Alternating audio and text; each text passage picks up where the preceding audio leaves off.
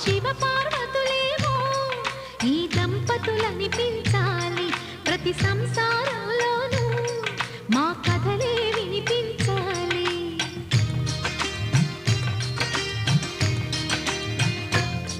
ఆ సిరిని శ్రీహరిని మా జతలో చూపించాలి.